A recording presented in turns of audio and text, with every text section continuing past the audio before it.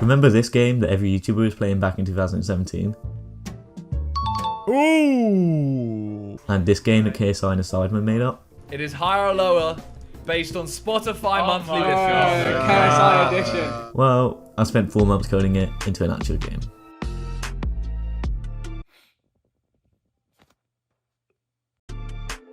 To show you how I made it, we need to go back to the second UK lockdown. I was watching the More Sidemen YouTube channel, dribbling from the mouth as I do, when I had an epiphany. It was clear that Simon behind the scenes was putting the game together, or paying an editor to do it for him. I wanted to be able to play the game myself, and it probably wasn't just me.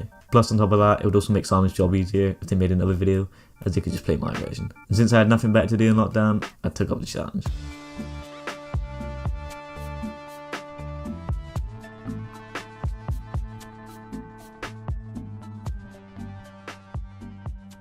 To start, I figured I'd use the Python framework Django for creating a website since I've used it before and I know Python quite well. However, I quickly realised I'm a dumb idiot who can't actually remember how to use it, and so I spent ages learning it all again. But look, I did actually manage to get a heading on there. For the site, instead of me getting a different Spotify artist and then monthly listeners manually, like only an idiot would do, I obviously want a code to do all of this for me. Luckily, Spotify has their own API, so I created a developer app and installed the Spotify library to interact with it using Python. Using this, I can get things like artist names, their profile pictures, tracks, albums, and loads of other stuff. After playing around with these options, I wrote an algorithm getting a random artist and adding the name and image to the page. And then I also did the same with the second artist. This was feeling super easy and I thought I should be able to get it done in no time. I then went to add the monthly listeners for each artist and realised that the world fucking hates me.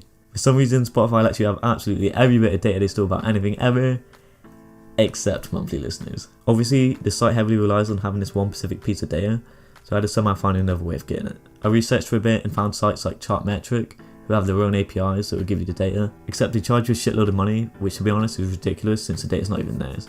I actually considered buying it for a bit, and then I realised I'm a broke 19-year-old and not a $1 million corporation. Eventually, I decided on writing my own code that would go to Spotify and nab the data myself. The idea was that I could use the IDs of each artist to find the URLs for their Spotify pages. Then, on each page it displays the monthly listeners there, so I just need to extract that from the rest of the clutter. To do that, I used a Python library that would let me download the HTML content of each page, and from there I looked for the phrase monthly listeners and took the number that came after it.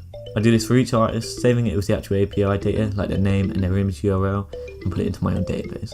I then messed around for ages trying to get the artist to fill both sides of the screen, but ultimately gave up because I can't do CSS positioning for the life of me. Genuinely, whoever invented CSS, you're the worst person alive, and I fucking hate you. I then made the basic game in Python. Since my little pea brain was struggling to understand the steps, I needed to make it in JavaScript. I could have just written pseudocode, but let's be real, that's just Python without being able to run it. I put all of those steps into the JavaScript and added the buttons so the game actually kind of works now. You can make guesses and it will rotate through different people, even keeping score. It still looks like crap though. I changed the buttons so they match the original game a bit better, changed the text sizes and added fonts. I still didn't know how to make the images as the backgrounds, so I had them be different colours for small images, but then finally something worked and it looked alright. I did a black overlay so you can see the text better, made the score stay at the bottom of the screen, and now it actually looks like a proper game. Obviously matches the original a lot, which I quite like. Still though, there's no animations and it looks more awkward than me trying to make friends in my level computer science class. So the original game creates suspense by having the number count up, kind of like what slot machines do. I recreated this myself by having a loop that increments a number repetitively, easing off the speed as it gets closer. I then started on the actual animations. This is just a CSS animation under a class that assigns the score JavaScript when it needs to be played. I then have to remove the class for when I want to play it again next time, which to be honest seems really dumb. It's definitely not, you should actually do it. I continued to add the versus cycle between the two artists and all the animations that go along with that.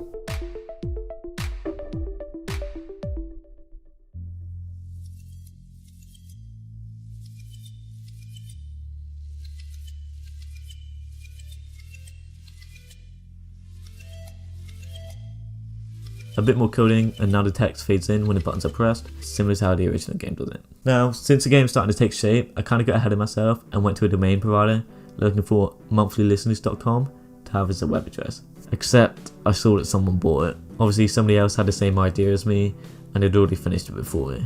Admittedly, the site kind of looks and plays a bit shit, but I did have that sinking feeling.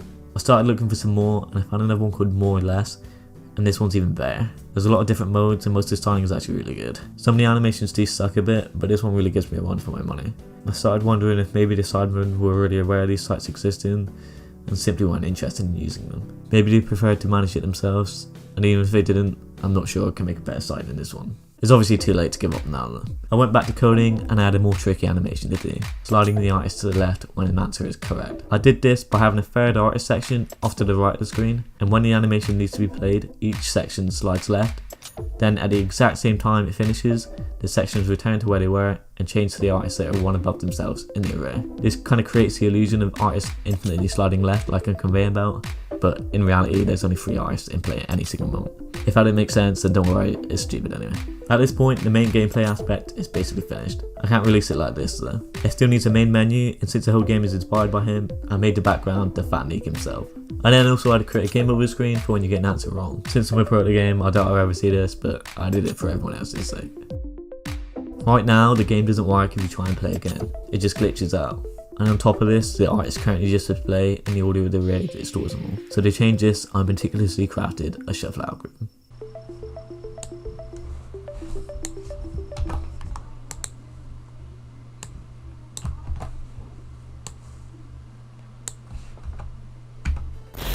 Then each time you hit play again, it reshuffles the artist and resets the default states of all the buttons, text and animations.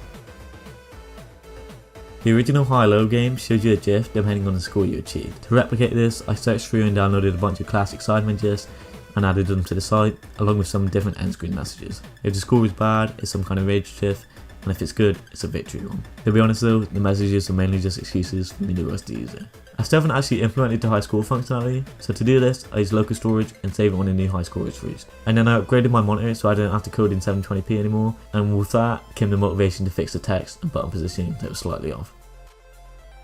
Obviously a lot of people use the internet on their phones nowadays, so I thought it was important to make it mobile friendly. So depending on how you resize the window, there are different breakpoints set out with the side two elements. When it gets around the size of a phone or tablet, it looks like shit is done next to each other, so instead I copied the original game once again and made them on top of each other. The animations are rotated a bit and they slide up instead. An annoying but expected issue then happened. Spotify updated their website, so the exact text of the monthly listeners is like this instead of this. This broke my web scraper as it was looking for the wrong phrase, and I did manage to fix it rather fast, but it could be a pain in the ass if you keep changing it. It's now time for some of the graphics. I made a little icon thingy that shows in the tabs, inspired by high lower, and then designed the logo for the site.